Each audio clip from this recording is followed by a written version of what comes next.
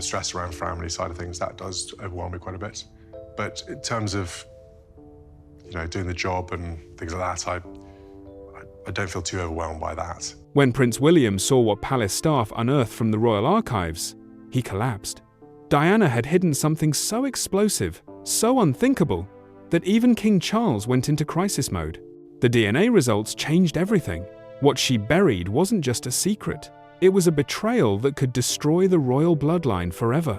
You won't believe what Diana left behind. Windsor Castle stands as one of the oldest continuously occupied castles anywhere in the world. For more than 9 centuries, its distinctive silhouette has witnessed countless moments of British royal history. The castle's iconic round tower dominates the skyline. We give them the security and the safety that they need. And we're a very open family, so we talk about things that bother us and things that trouble us. But you never quite know the knock-on effects it can have. And within its medieval walls lies something particularly significant for historians and researchers alike: the Royal Archives.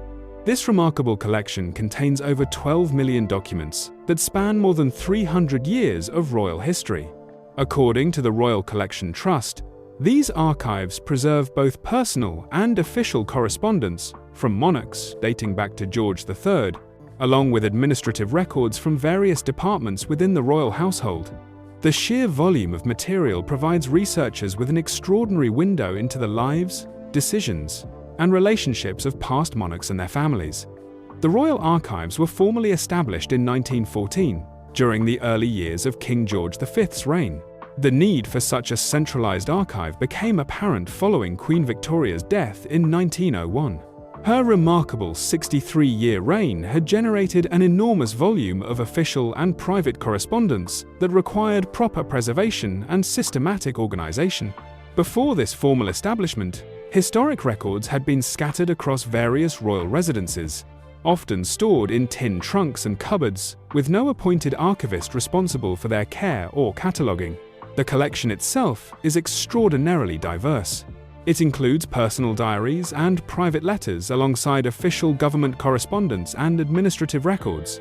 There are papers from George III and George IV, military documents from the Duke of Cumberland, and materials from the exiled Stuarts following 1688. Some items reach even further back in time. Medieval and Tudor materials exist within the collection, including a jewel list from Edward I's wardrobe that dates to 1297. Access to these archives operates under strict controls. Unlike public archives that fall under freedom of information legislation, the Royal Archives remain a private collection belonging to the royal family. Researchers who wish to examine materials must submit formal requests, which are then evaluated based on the individual's qualifications and the nature of their research needs. This restricted access has generated ongoing debate among historians and academics, with some scholars raising concerns about transparency and the potential for sensitive historical information to remain hidden from public scrutiny. The archives continue to expand, as documents from more recent reigns are added on a regular basis. Papers from George V, Edward VIII, and George VI have all been incorporated into the collection, along with private correspondence and diaries from George V and Queen Mary. Materials from other royal family members have also found their way into the archives over time. Currently, the archives are processing records from Queen Elizabeth II's 70-year reign, as well as documents related to Prince Philip, Duke of Edinburgh. Princess Diana's relationship with the royal family proved complex and often difficult, particularly during the final years of her marriage to the then Prince Charles. Their separation in 1992 and subsequent divorce in 1996 became highly publicized events that marked a significant period of transformation for the monarchy itself. During these turbulent years, Diana became increasingly willing to speak openly about her experiences within the royal family structure. Her most famous public revelation came in 1995 during an interview with Martin Bashir on the BBC's Panorama program. In that interview, Diana made several striking revelations about her marriage and her position within the royal family. She discussed feeling isolated and unsupported, spoke candidly about her struggles with mental health, and expressed her belief that certain forces were working against her. The interview sent shockwaves through the British establishment and played a significant role in the eventual formalization of her divorce from Charles. It also revealed Diana's determination to maintain her independence and continue her charitable endeavors despite the considerable challenges she faced. The Princess of Wales demonstrated a sophisticated understanding of her public image and the power of media attention. She recognized how publicity could be strategically used to advance causes she cared deeply about, from her groundbreaking work with AIDS patients to her campaign against landmines. This media awareness extended beyond her charitable work into her personal life as well. According to multiple sources, Diana was known to keep detailed records and correspondence that documented her experiences and relationships within the royal family. Various biographers and former members of her staff have described Diana as meticulous about preserving certain documents and letters. Royal correspondent Andrew Morton, who worked closely with Diana on his 1992 biography, has discussed her careful and deliberate approach to documentation.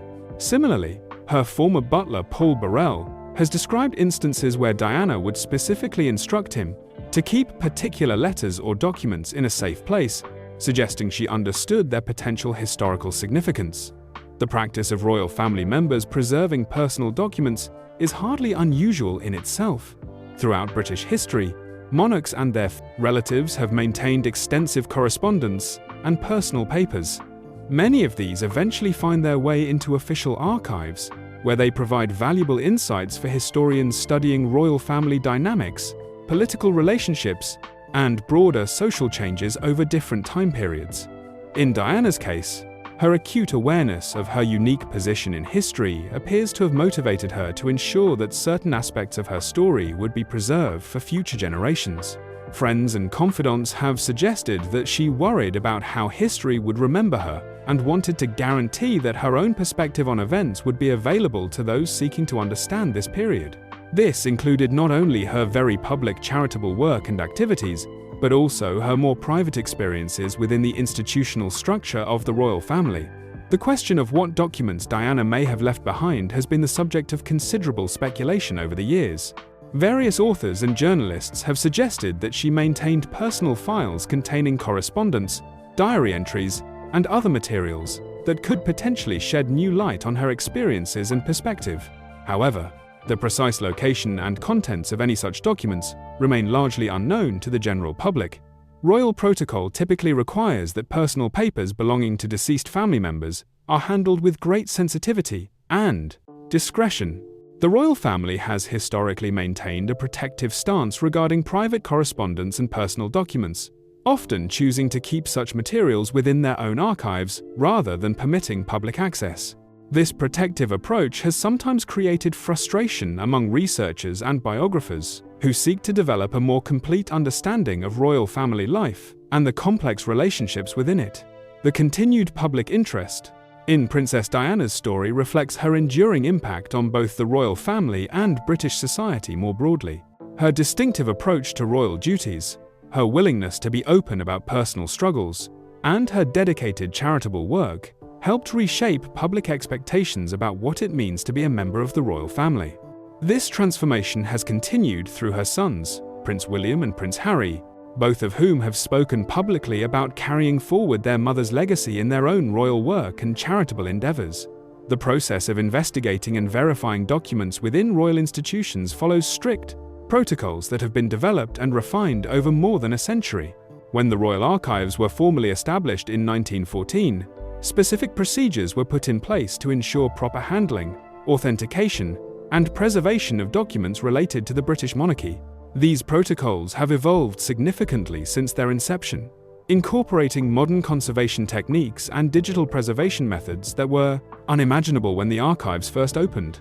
Professional archivists working within the Royal Archives undergo extensive training in document handling and authentication procedures. According to the Royal Collection Trust, the archives employ several qualified archivists, along with a small clerical staff and volunteers, who play crucial roles in maintaining the collections, developing exhibitions, and facilitating research activities. The day-to-day operations are overseen by an archive services manager, who reports directly to the assistant keeper of the Royal Archives. a position that has traditionally been held by the royal librarian. Document authentication within royal collections involves multiple layers of verification. Each item that enters the archives must be thoroughly examined for authenticity, provenance, and historical significance. This process typically begins with an initial assessment of the document's physical characteristics, including paper quality, ink composition, handwriting analysis, and any visible security features or official seals that might be present. Experts also examine the document's context, checking whether the content aligns with known historical facts and whether the language and terminology used are appropriate for the claimed time period. The conservation studio located within the Round Tower at Windsor Castle plays a crucial role in this verification process. According to the Georgian Papers program, each document is assessed individually for its specific conservation needs before any preservation work takes place. This detailed examination often reveals important information about a document's age, origin, and authenticity.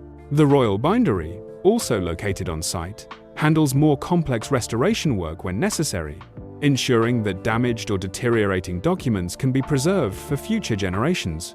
Modern technology has significantly enhanced the authentication process in recent decades. The Royal Archives have invested in advanced digitization equipment, including large-format scanners with robotic cradles that are capable of handling substantial volumes of documents efficiently. This technology allows for detailed digital analysis of documents while minimizing the physical handling that could potentially cause damage to fragile materials. High-resolution scanning can reveal details that are invisible to the naked eye, such as watermarks, subtle alterations, or signs of forgery that might otherwise go undetected. The Digital Preservation Project has proved particularly important for making historical documents more accessible to researchers while simultaneously protecting the original materials from excessive handling. The Georgian Papers program, which represents a collaboration between the Royal Archives, the Royal Library, and various academic institutions, has made thousands of historical documents available online. This project demonstrates the archive's commitment to transparency and scholarly access while maintaining appropriate security measures for sensitive materials.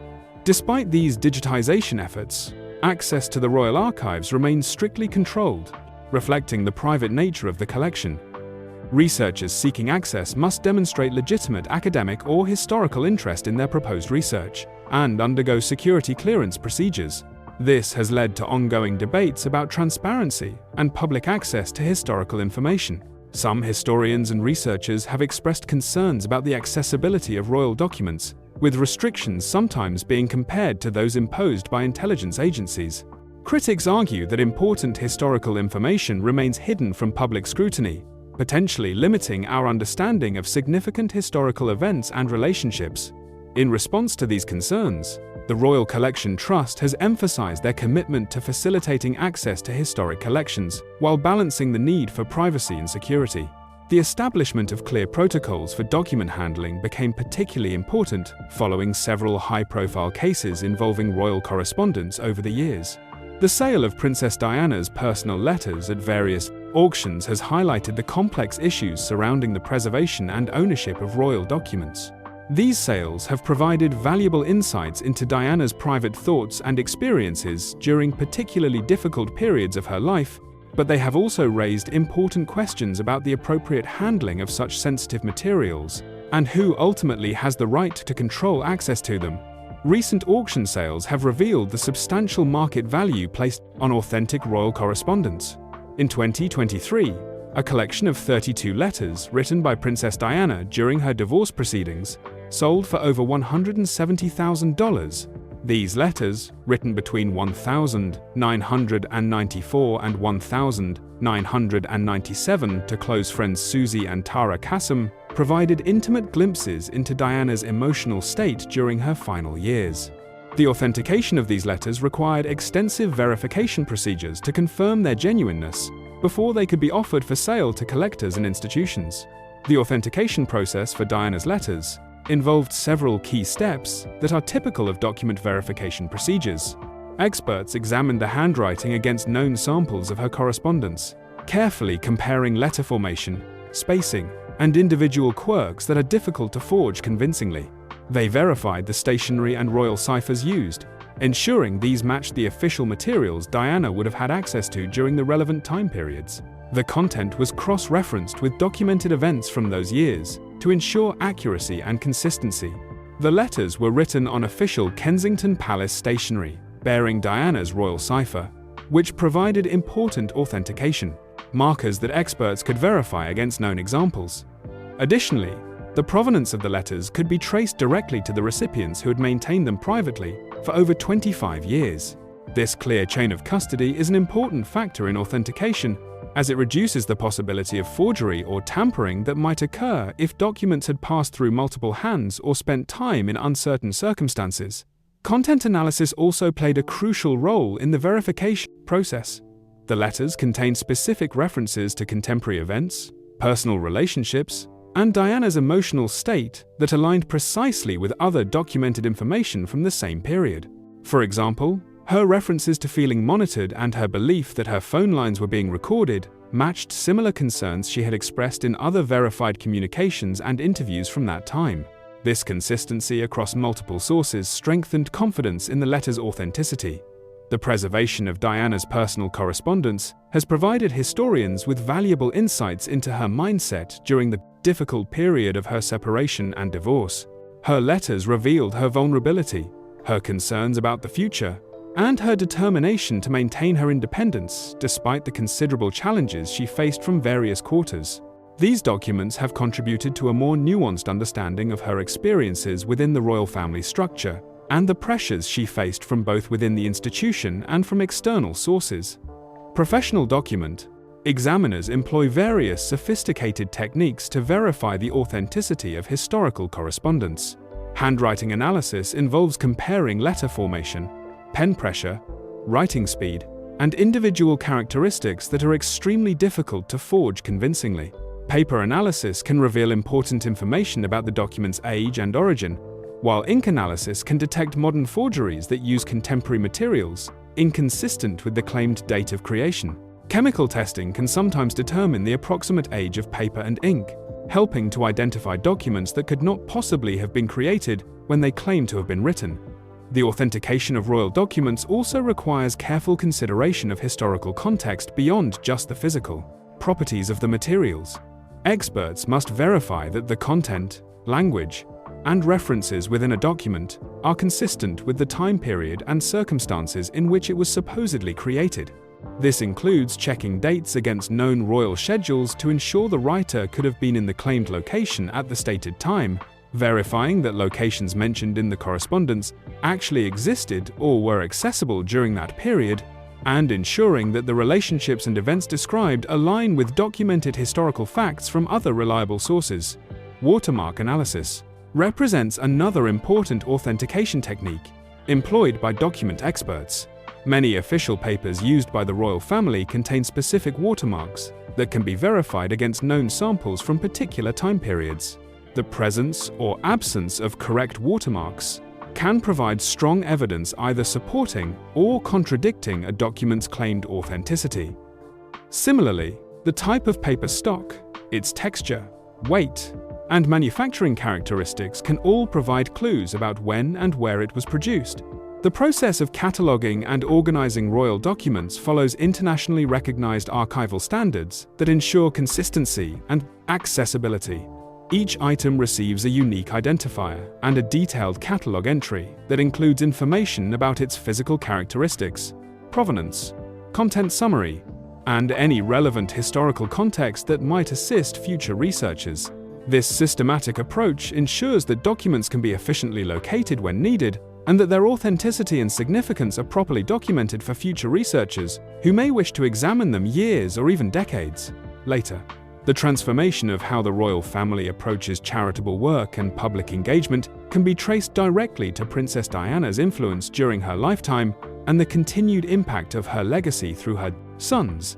The decision to embrace a more open and emotionally connected style of royal duty represents one of the most significant shifts in the monarchy's approach to public service in modern history.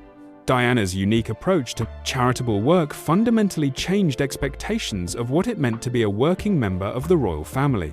Rather than simply appearing at formal ceremonies and ribbon-cutting events, she chose to engage directly with the people she was trying to help. This hands-on approach was revolutionary for its time and created an entirely new template for royal involvement in charitable causes.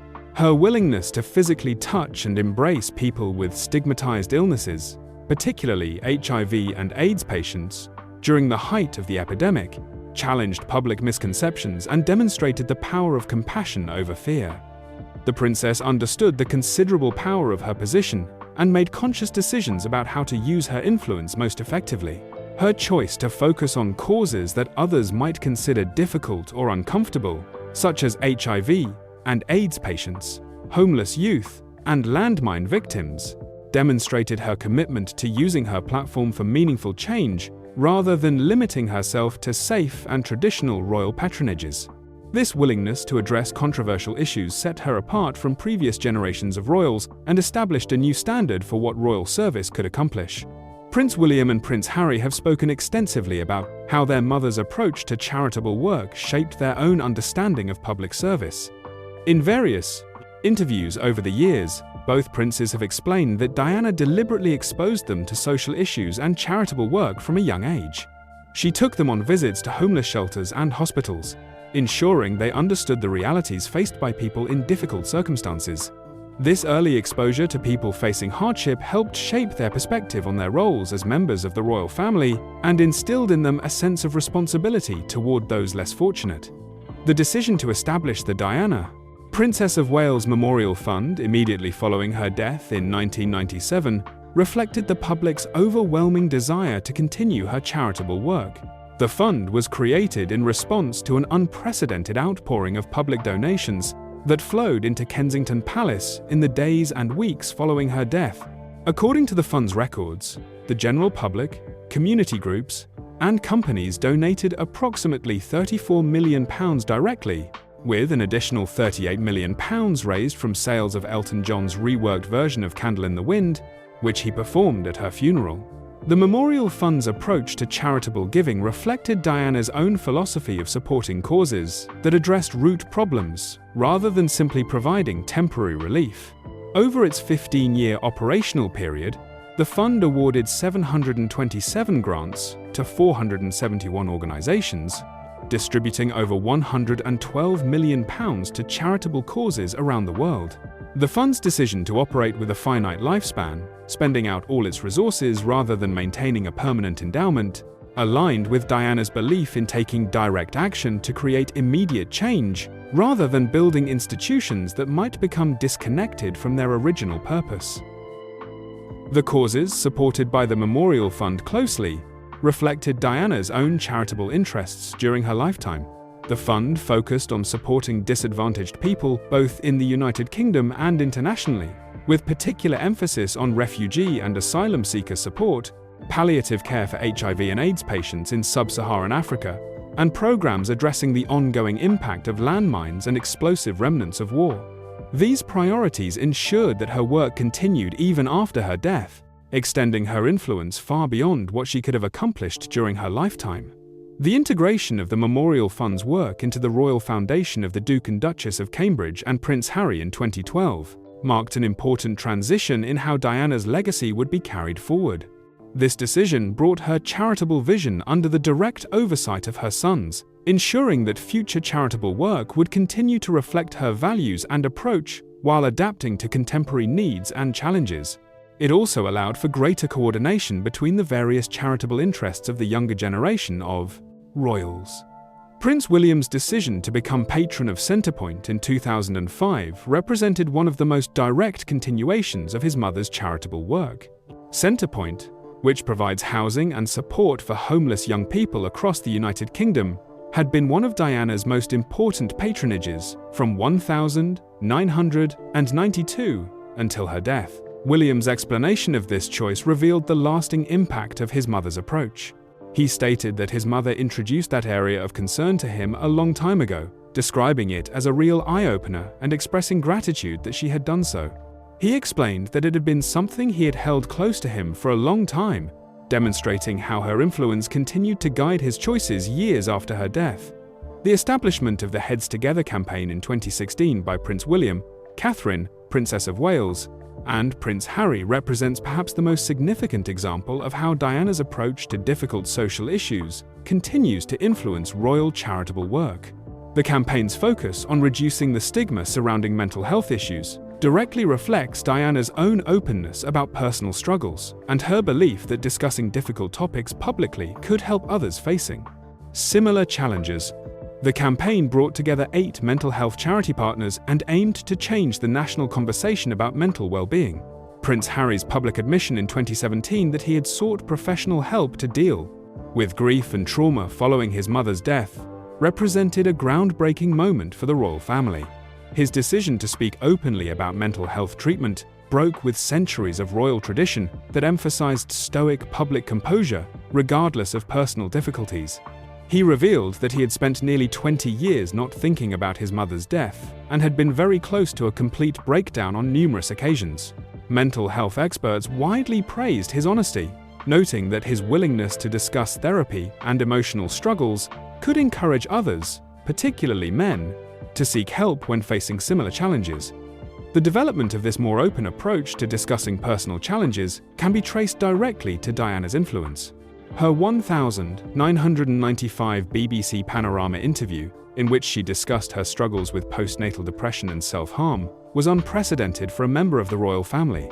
While the interview was controversial for other reasons, including the circumstances under which it was obtained, her openness about mental health issues laid essential groundwork for a more honest approach to discussing these topics within the royal family and society more broadly.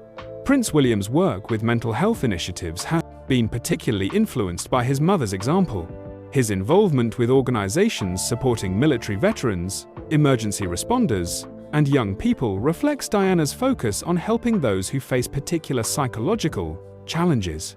He has explained that practically everything in his charitable life ultimately relates to mental health, whether dealing with homelessness, veterans' welfare, or his wife's work on addiction. He recognizes that so much of their work comes back to mental health as a fundamental underlying issue. The decision to launch the Heads Together campaign as a joint initiative marked a significant departure from the traditional royal approach of individual patronages. Prince William explained this strategic choice by noting that the royal family had not normally operated this way, with 3 members of the family pulling together to focus on one thing. He observed that normally things were quite disjointed, with family members following their own interests independently. However, they thought that if they tied their efforts together and had a focused approach, they could see what kind of impact they could have. This collaborative approach reflects Diana's understanding that royal influence could be most effective when used strategically to address specific problems. The continuation of Diana's anti-landmine work through Prince Harry's involvement with the Halo Trust demonstrates how her sons have chosen to maintain her most important campaigns. Harry became a patron of Halo for their 25th anniversary in 2013, directly continuing his mother's work to remove landmines and support affected communities. His participation in mine clearance operations in Mozambique and other countries has kept international attention focused on this ongoing humanitarian challenge that affects communities decades after conflicts have officially ended. The Diana Award, established in 1999 as the only charity set up in memory of Diana, Princess of Wales, reflects her belief that young people have the power to change the world. The award recognizes young people aged 9 to 25 who have made significant social change or humanitarian contributions in their communities. This focus on empowering young people to create positive change directly reflects Diana's approach to charitable work and her belief in addressing problems at their root causes by investing in the next generation of leaders, changemakers. The lasting impact of Princess Diana's approach to royal duty continues to shape the British monarchy nearly 3 decades after her death. Her influence extends far beyond the specific charitable causes she championed, fundamentally altering how the institution connects with the public and adapts to contemporary social expectations. The transformation she initiated has become so embedded in modern royal behavior that it is now difficult to imagine the monarchy functioning in the more distant and formal manner that characterized it before her arrival.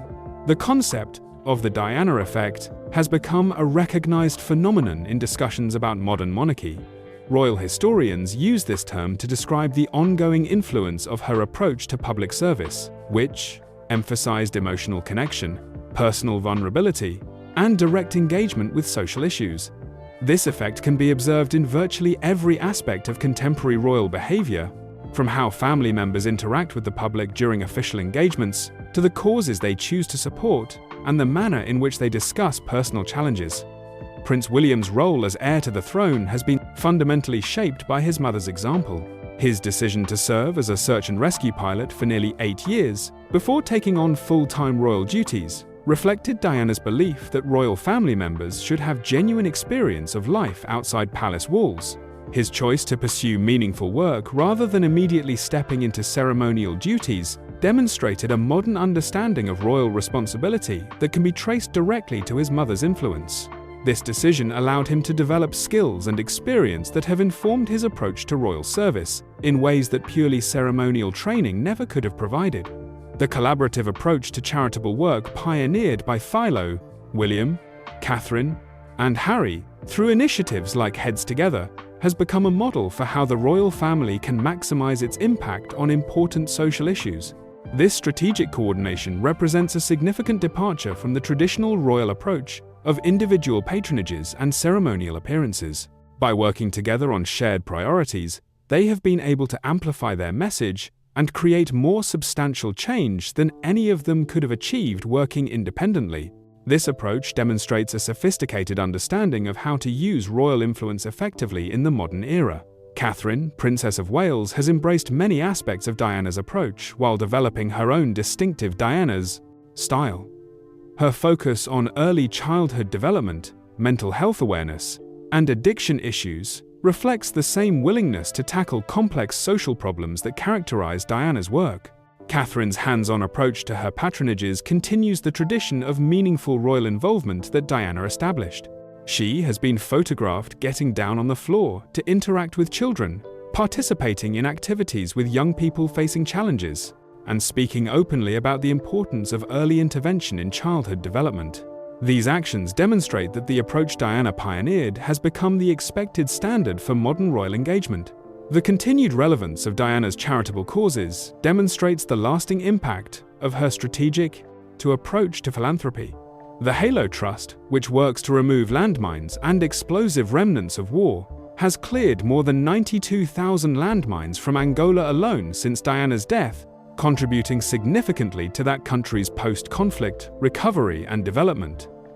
Communities that were once cut off from agricultural land or trapped by the threat of unexploded ordnance have been able to rebuild their lives and economies, thanks in part to the international attention Diana brought to this issue during her lifetime.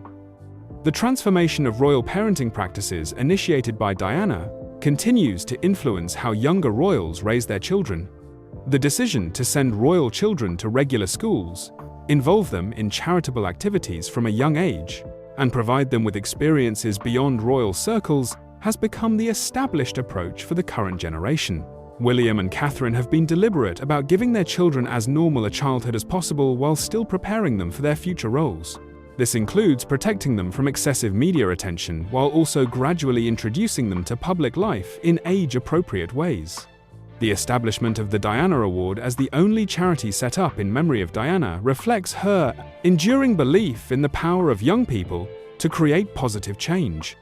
The award continues to recognize young people who demonstrate exceptional commitment to improving their communities and addressing social challenges. Recipients have gone on to become leaders in their fields, creating lasting change in areas ranging from environmental protection to social justice. The award serves as a living legacy of Diana's faith in the next generation and her understanding that investing in young people creates ripple effects that extend far into the future. The way Diana's legacy has been managed and preserved by her sons demonstrates their understanding of its continued importance. Their decision to speak openly about her influence on their lives and work helps maintain public awareness of her values and approach to royal duty. The commissioning of documentaries marking significant anniversaries of her death, the establishment of memorial projects like the Garden at Kensington Palace, and their continued support for causes she championed all serve to keep her example relevant for contemporary audiences. This careful stewardship of her memory ensures that future generations will understand her significance and the changes she brought about. The broader cultural impact of Diana's approach to public service has influenced how celebrities and public figures engage with social causes far beyond the royal family itself.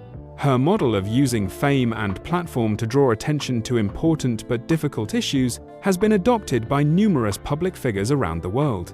Celebrities now regularly attach themselves to charitable causes and use their social media platforms to raise awareness about social issues, following a template that Diana helped establish.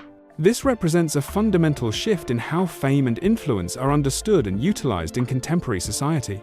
The question of transparency versus privacy remains central to royal family decision-making, particularly regarding historical documents and personal information. While Diana's own letters and private correspondence have occasionally become public through auctions and authorized releases, the royal family continues to carefully control access to sensitive information. This balance between historical transparency and personal privacy reflects ongoing tensions between public interest and individual dignity that the monarchy must constantly navigate in an age of increasing demands for openness and accountability. As the monarchy continues to evolve in response to changing social expectations, the foundation laid by Diana's approach provides a framework for meaningful engagement with modern issues. Her demonstration that institutional dignity and emotional accessibility could coexist has created possibilities for a more human and relatable monarchy that can address current social challenges while maintaining its historical significance. The royal family can now discuss mental health, acknowledge personal struggles, and engage with controversial social issues in ways that would have been unthinkable before Diana's influence changed the institution from within. The impact of Diana's approach to royal service extends beyond charitable work to influence how the monarchy engages with contemporary social and political issues more broadly. Her willingness to address controversial topics and support marginalized communities has given her sons and their spouses greater freedom to tackle difficult subjects that previous generations of royals would have avoided. This evolution represents a fundamental shift in royal behavior that continues to shape the institution's relationship with the public it serves and its relevance in modern democratic society. The ongoing challenge for the monarchy is maintaining the balance between honoring Diana's memory and adapting to contemporary needs and expectations. Her sons have had to navigate the difficult task of preserving what was valuable in her approach, while also developing their own identities as royal family members with their own perspectives and priorities. This has not always been easy, particularly as tensions have emerged between William and Harry regarding how best to serve the institution and honor their mother's legacy simultaneously. The lasting transformation of the British monarchy initiated by Princess Diana represents one of the most significant institutional changes of the late 20th century. Through her example, she showed that tradition and modernity could be successfully combined, creating a template for royal service that remains relevant and impactful nearly 3 decades after her death. Her influence continues to shape how the monarchy operates, how it connects with the public, and how it understands its role in contemporary society.